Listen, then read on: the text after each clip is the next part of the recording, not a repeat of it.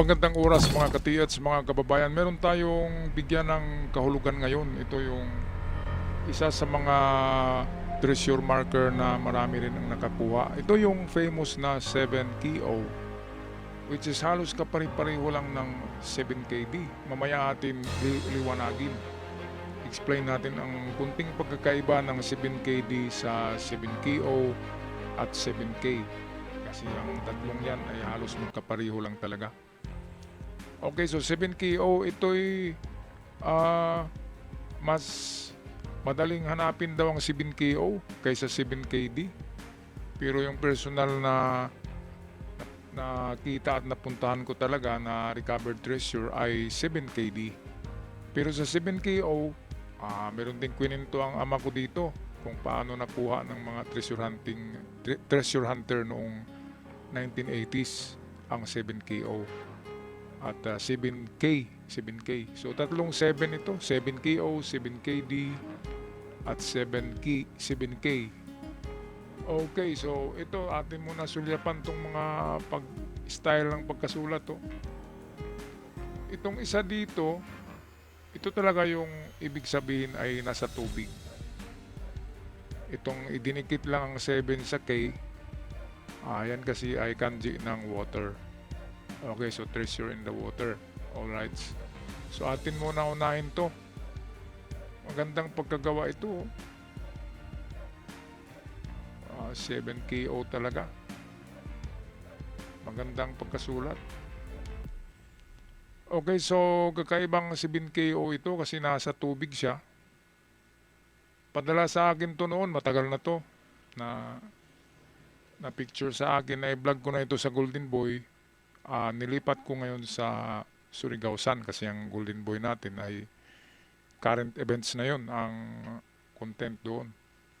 Kaya nilipat ko dito sa Surigao Sun. Shout out nga pala sa lahat ng ating mga katiyets dyan. Sana ay nasa mabuting kalagayan ng lahat. At ang ating mga katiyets sa abroad, lalo na sa Middle East, ang gulo, di ba?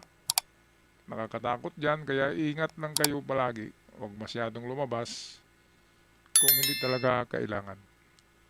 Okay, so ito na 7KO, makita natin. Ang kahulugan kasi ng 7KO sa kung mag-search kayo sa internet ay treasure under the big rock. So under the big rock talaga ito. So ibig sabihin, merong mga bato diyan sa palibot na malaki. Ito, hindi ito, wala diyan. Kasi maliit ito eh. Tsaka may linya siya. Ito, ibig sabihin yan, direksyon yan. So 7KO, may linya, meron na kaagad tayong hint kung saan natin hanapin, di ba? Dalawa pa lang linya, meron dito, ito. Ito matulis, so arrow yan. So papunta doon, ito rin ay papunta doon.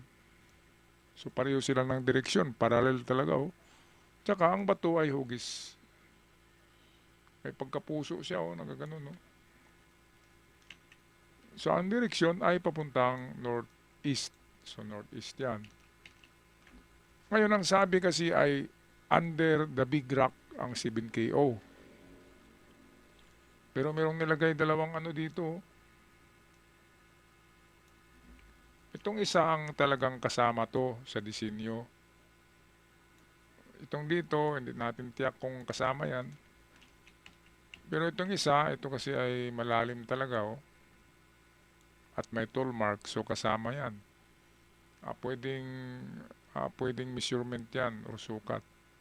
So binigay niya, pwedeng 5 meters kasi isang dot.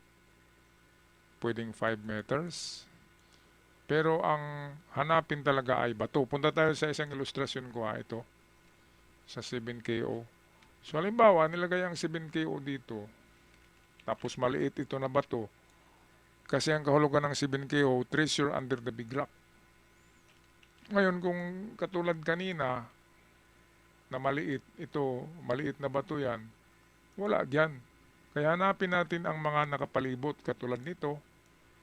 Mayroong nakapalibot na bato sa marker na 7KO. Okay, so yan na yung kahulugan. It's either sa tatlo So pwede dito, pwede sa harap na bato at pwede yung sa west. So isa-isahin talaga yan. Kung meron kayong magandang detector, detikin nyo ang baba ng bato na to. Kung walang detection dyan, lipat kayo dito. Detect nyo rin ang bato na to, buong palibot ng bato, pati na ang bato. Kapag wala, lipat din dito. I-detect ang palibot ng bato, kasama na ang bato. At kung saan sa tatlong bato ang malakas ang detection, yun na yun. Yun yung treasure under the big rock, which is 7KO ang nakatatak. Ayan, so punta tayo sa isang 7KO ito. Pangit siya na pagkasulat, no? Pero 7KO pa rin. Meron siyang binigay na linya. So it's either going to right or going to left or west. Ang 7KO. Meron siyang binigay na dalawang dot. So pwedeng 10 metros, 10 yarda. Pero dahil ang kahulugan niya ay treasure under the big rock, yan kasi yung nakuhang treasure sa 7KO. Make that under the big rock. So katulad kanina, hanapin lang natin ang big rock na nakapalibot. Ito. Kung alin man dyan ang malakas ang detection, doon na tayo mag-test dig. Okay, puntahan natin ang isang 7KO. Ito.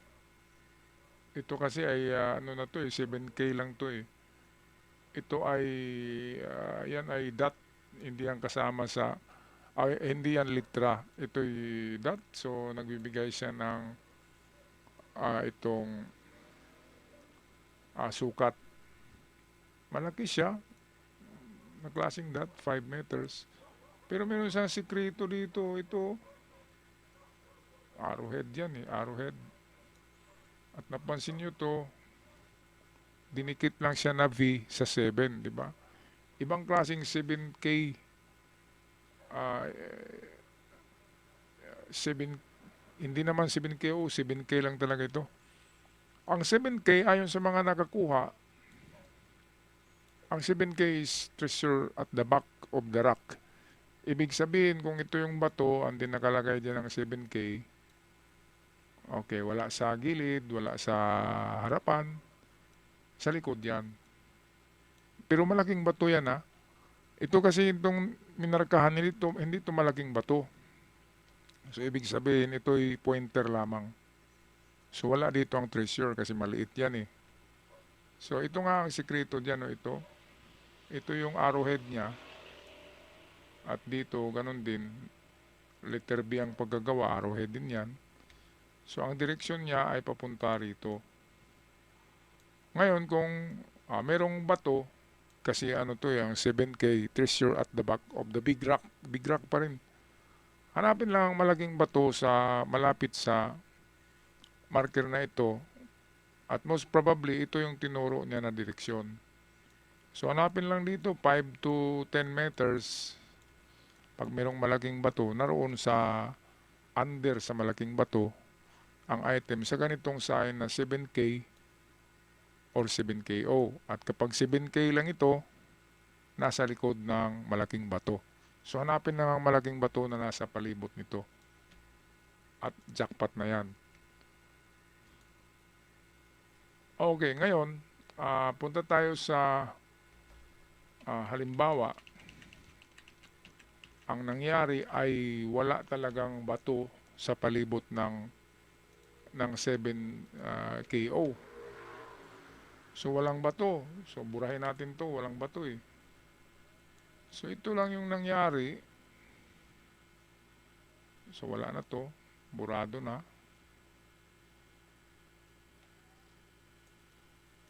Okay, so ang nangyari mga katiyats ay ito lang talaga na bato.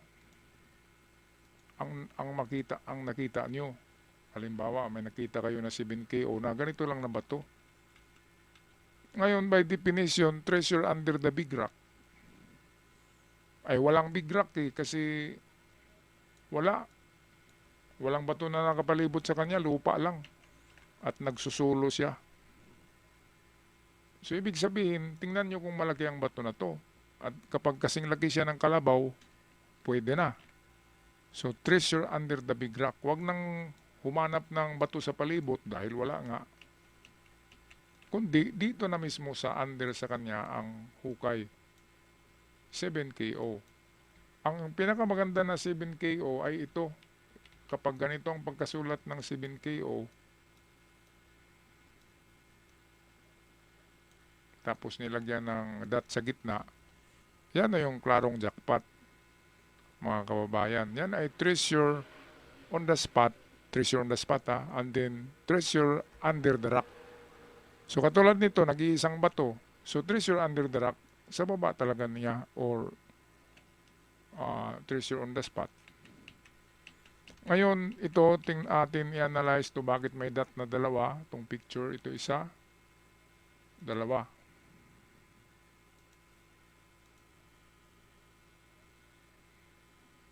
Ayan, so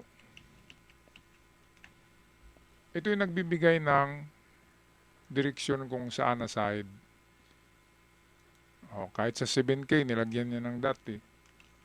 So, ibig sabihin, after the rock, ay doon ang item. So, ang 7K, ayan yung rock eh. Ito yung rock. And then, ang 0, ang item. So, nilagyan niya ng dot, ibig sabihin, doon tayo pupunta na side. So, saan ba ito na side? Dito lang yan. So, katulad nito, treasure under the rock, pero bandang kanan dahil nilagyan siya ng dot. Pero kapag walang dot sa mga litra, ibig sabihin, under talaga yan sa harapan. Ayan, kasi kung malaking bato, hindi mo pwedeng hukayin ang lahat ng baba. Lahat ng ilalim kasi babagsak eh. Kaya gilid, likod, harapan. Hukay daga, ang tawag dyan, hukay daga. Yung maliit lang na hukay na kakasya lang ang isang tao. So ayan, balikan natin, ang pinakamaganda ay itong 7KO na may 0 and then may dot sa gitna. Treasure in the center of the rock. So diyan talaga yan sa baba ng bato pero sintrong-sintro. Ayan, mga kababayan. So once again, kapag 7K lang, punta na tayo automatic sa likod. Pero kapag may kahoy sa likod, kapag may old tree sa likod, wala sa bato, kung ganun na klase ay nasa under the old tree. Kapag may katabi siya na century old tree, ang kahulugan niya. Okay, pero minsan lang mangyari na ang 7KO ay may katabi na century old tree. Karamihan talaga niyan ay nasa sapa siya, nasa creek. Hindi malaki siyang bato. And then kung nagsusulo lang siya ay nasa kanya. Pero kung may mga katabi siyang mas malaking bato pa, doon sa mas malaking bato hanapin. Okay, so yan lang ang pagkakaiba mga katiyats ng 7K, 7KO, treasure marker sa treasure hunting. At sana ay meron kayong napulot na kunting kaalaman. Pero liwanagin ko lang, hindi lahat ng 7KO ay ganun sa sinabi ko. Ang sinabi ko ay ito yung mga na-recover na ganun ang pagkakuha noong 1980s. Pero sabi ko na, in every region, halimbawa doon sa Cordillera at dito sa Mindanao, magkakaiba ang posisyon ng 7KO, magkakaiba ang kanilang style. Itong sa likod ko ay dito to sa Mindanao. Pero kung ang general na nagpabaon sa Mindanao ay yun din ang general na nagpabaon sa Luzon, yan ang maganda dahil magkapareho ang meaning. Okay, so kudos sa lahat at shout out sa lahat ng ating mga katiyats, sa aking mga subscribers at supporters. Maraming salamat, at sa mga bago pa lamang, huwag kalimutan mag-subscribe para palagi tayong updated. Hanggang sa muli, paalam.